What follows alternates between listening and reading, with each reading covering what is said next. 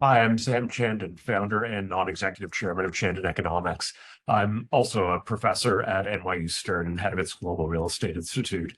I want to tell you a little bit about the latest release in the Arbor Realty Trust Chandon Economics partnership, our state of the market report. This fall, we've titled it Not Waiting for Normal. This report contextualizes the current real estate investment climate. It addresses the current roadmap for the Fed's easing cycle, labor market dynamics for sure, and the relationship between the election and market volatility. A key theme we discuss in the report is the shifting balance between risk and opportunity, in part because many investors are still gauging that balance from the sidelines. One source of concern we dig into is the development pipeline.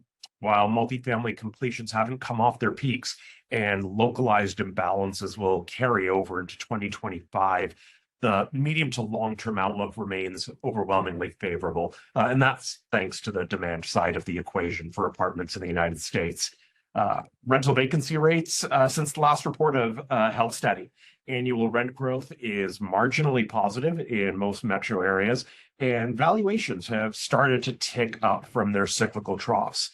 While the investment horizon is beginning to clear, pricing does remain at a discount. And so the coming quarters really do represent a unique opportunity for those with capital ready to deploy. Among the rental housing subsectors with the steadiest tailwinds, workforce continues to stand out. The population of Americans who earn too much to qualify for any kind of housing subsidy, but not enough to comfortably afford the newest market rate rentals, remains underserved.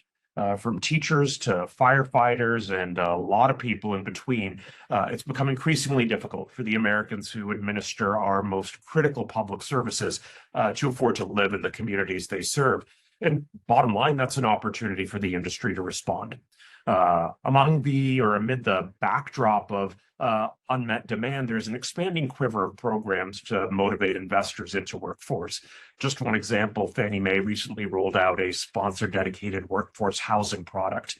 Broadly, there's growing bipartisan support on Capitol Hill for a middle-income housing tax credit program. It's an unusual time in Washington, and we'll see what happens in the coming months. But in the meantime, we think you'll find this report useful and informative, and we look forward to hearing your feedback.